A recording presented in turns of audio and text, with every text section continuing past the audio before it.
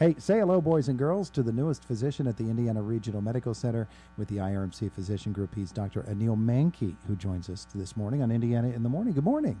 Hi, good morning, everyone. You are brand new to the Indiana area, aren't you? Yes, about 3 weeks now. 3 weeks. Yeah. And coming from where to here? Trinidad in the Caribbean. Uh-huh. And you came with your wife, who's also a physician. Mm-hmm. Yep. She's peds hemonc, so she sees children with blood and cancer disorders. Wonderful that you're both here and helping out our Indiana community. So, where'd you train? What's the background medically for you? Grew up in Trinidad, did medical school there, and then moved to Baltimore, suburb of Baltimore called Towson. Did residency there for 3 years, then moved to Manhattan for 2 years. Mount Sinai Hospital was the fellowship hospital. Well, there's a training grounds, huh? And so I graduated from Mount Sinai in 2015, and for the last 3 years I've been back in Trinidad. And then in August, we made the move to Indiana, Pennsylvania. Yeah, I'm always interested in how it is that, especially with physicians, because you move all around, and a lot of that has to do with what is the next opportunity for you educationally to move on. But what was it that invited you to Indiana? Was it the hospital itself? Was it the community? How did you come to find the Indiana Regional Medical Center?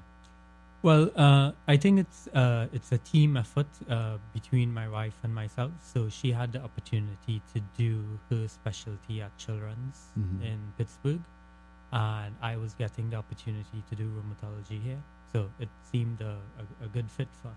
Sure. Okay, so tell me what a rheumatologist does. So by definition, we do systemic autoimmune disease. But because no one really knows what that is, we're known as the joint doctors to the lay public. So joint pain, joint swelling, people come to see us. To other doctors, we're known as the sort of the last resort to figure stuff out. So if your doctor doesn't know what's going on, they'll probably refer you to a rheumatologist. How about that? Last year here on the program, we interviewed an author of a book who was a professional baseball player, a young minor league baseball player who at the age of 23 seemed to come down all of a sudden with rheumatoid arthritis, and it cost him his career. It really came on strong and fast. Is that a typical thing, or does it really vary within your field?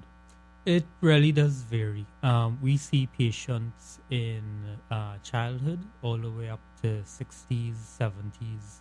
You can develop an autoimmune disorder. Sometimes it develops slowly over time, but sometimes it can be quite an acute, debilitating presentation. The good news is in the last decade or two, we've had a lot of new drugs come on the market. So we are able to get a lot better results now.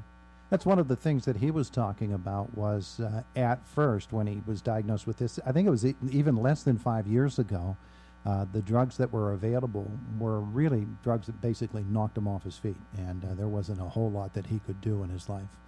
Like get out of bed and walk unassisted. But with the latest rounds of medical technology, he is back on a baseball field as a coach. He can't pitch anymore, but he's able to function now much more readily because of the development of the drugs. It really does move fast, doesn't it, when something is identified as a real helper?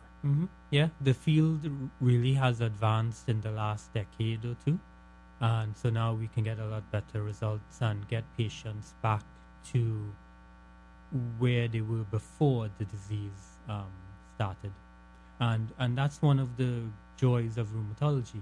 Because we see patients in the clinic and follow them over time, we do get to see them improve over time. And it's simple things like being able to hold a spoon or a fork, button your own shirt, dress yourself, walk. We we help patients with those simple things.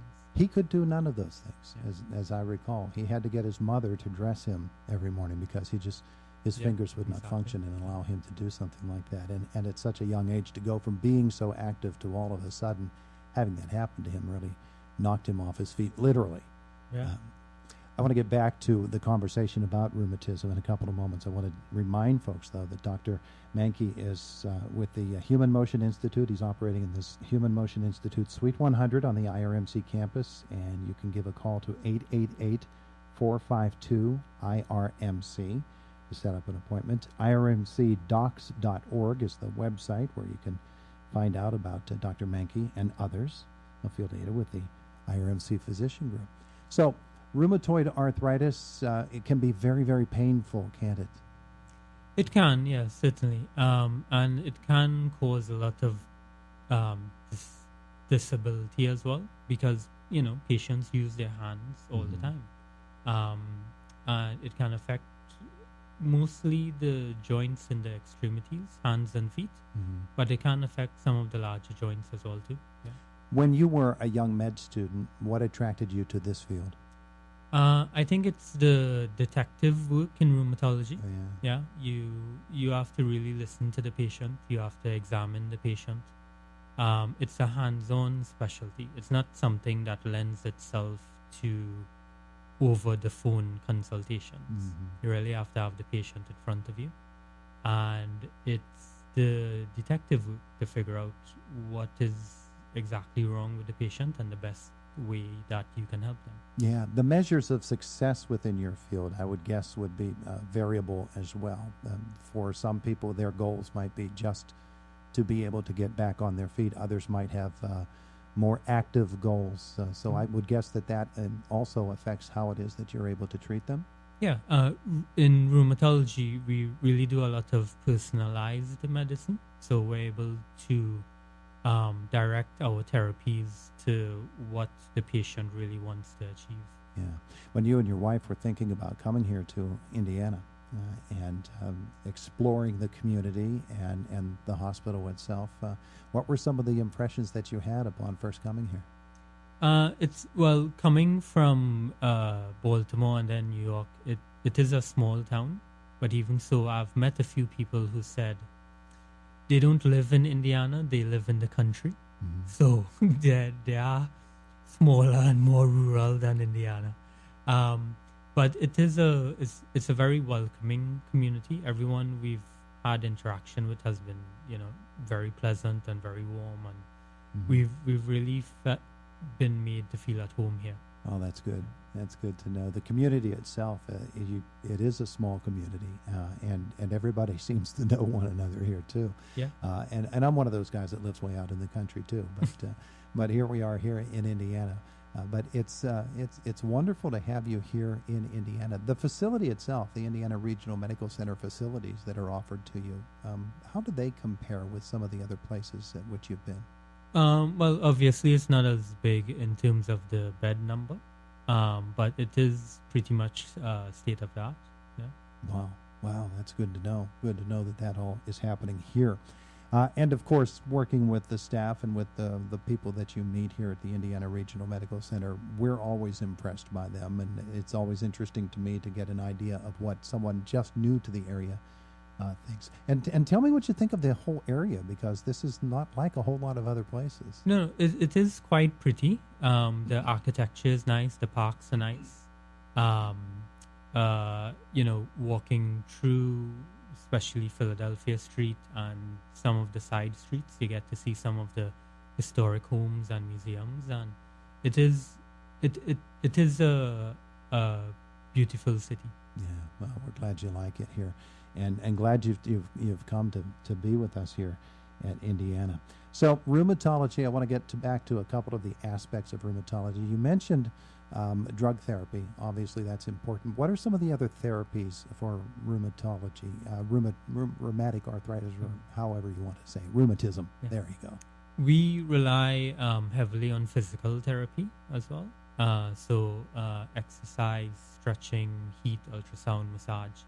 We usually refer them to those specialists, physical therapists.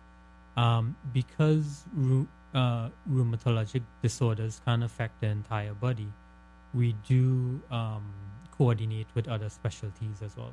So lung doctors, neurologists, cardiologists, orthopedic docs as well. Yeah.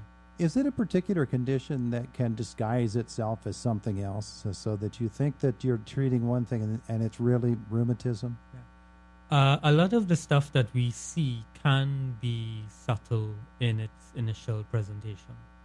But with time, the disease tends to become a bit more classic. So a lot of the reasons that rheumatology would be consulted would be to sort of figure out, is this an atypical presentation of something? Is this something in the rheumatology field? Because, and again, it comes down to the detective route. A lot of what we see can be subtle and atypical and a bit confusing at first. When a patient is first presented to you, what are some of the diagnostic tools that are used? What testing must they undergo before you can really narrow it down? Pretty much everyone who comes to see me ends up getting some sort of blood testing done. We will often order x-rays, sometimes MRIs and ultrasounds. More recently, the field has been experimenting with